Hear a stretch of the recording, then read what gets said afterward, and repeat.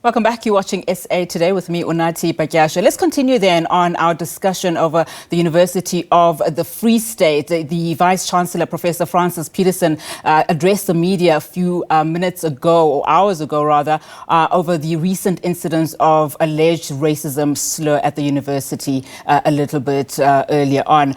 We will, of course, be continuing to discuss this and getting some analysis on this incident. We will be joined by the South African Union of Students spokesperson Asive Dlanjwa, who is going to be talking to us about this. Of course, the Vice-Chancellor emphasized that this incident does not define the university nor its values. All right, Asive is with me now. Asive Dlanjwa, thank you so much for your time this afternoon. So the Vice-Chancellor has addressed this incident, saying, of course, that it does not define the university. Do you get a sense that the university is investigating this recent racist allegations on campus? Good evening, Susunati, to your viewers and to your listeners. Unfortunately, if anything has gone on to define the University of the Free State, it has been racism perpetuated against its black students and black staff. It is unfortunately a common theme at the University of the Free State. And if history has anything to go by, whatever would be the interventions that would have been announced by the Vice-Chancellor will most probably and unfortunately be futile, as with previous exercises that the university has embarked on.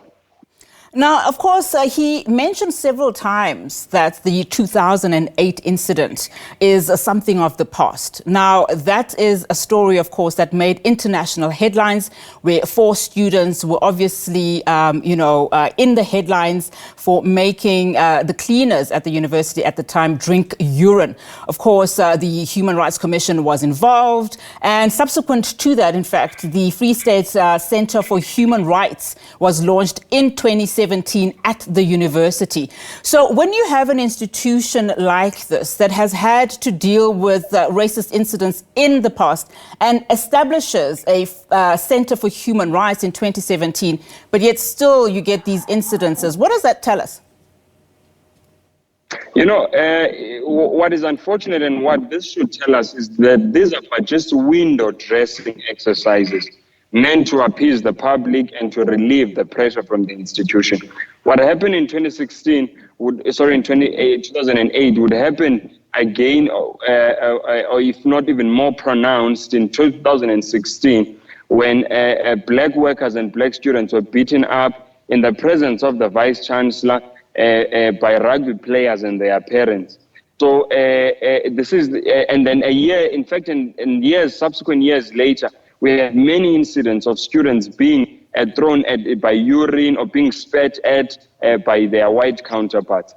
So the racism in the University of the Free State, unfortunately, has been institutionalized. Right now, as we speak, the University of the Free State has adopted a strategic document that seeks to foster and reinforce that racism. I can tell you right now, as a matter of fact, that whatever racist incidents have been happening at the University of the Free State, they will only grow in the next few years from now moving forward, because the strategy that the university has adopted is probably one of the most regressive and the most anti-black strategies that any university in this day and age can take. So this is unfortunately just a beginning of what is yet, or maybe a continuation of what is yet about to be perpetuated even further. Right now, as we speak, a student, this incident that we were speaking about, a student gets called a baboon in the class, that the lecturer feels that, no, they have a right to tell the student that is a victim that, no, it was but a joke.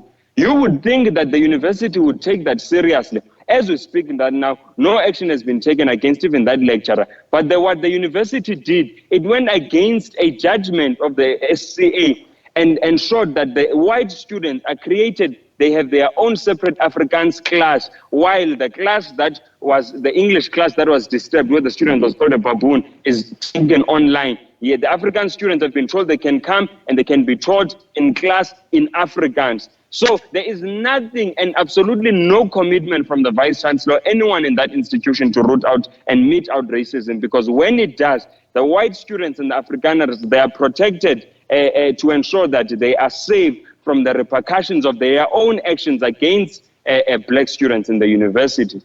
In fact, the local student body and council has asked and called for the suspension of both the student as well as the lecturer. What would you like to see happen within the next few days or weeks, from the University of the Free State? Because today's media briefing didn't give a sense of how the investigation is unfolding and what consequences will follow. They will not give you a sense or a direction because there is no genuine commitment to rooting out racism at the University of the Free State, one. Two, we would obviously hope and like that the student be suspended, but also that the lecturer be suspended. In fact, what is happening on the contrary? The university has gone on a witch hunt against black lecturers at that institution. So that is what we would like to see as far as that is concerned. And obviously, we would like that the student that suffered was a victim of this racist act and other students, that they be given the necessary psychological assistance. You understand? So that would be in the immediate. But in the long run, the university has to go beyond window dressing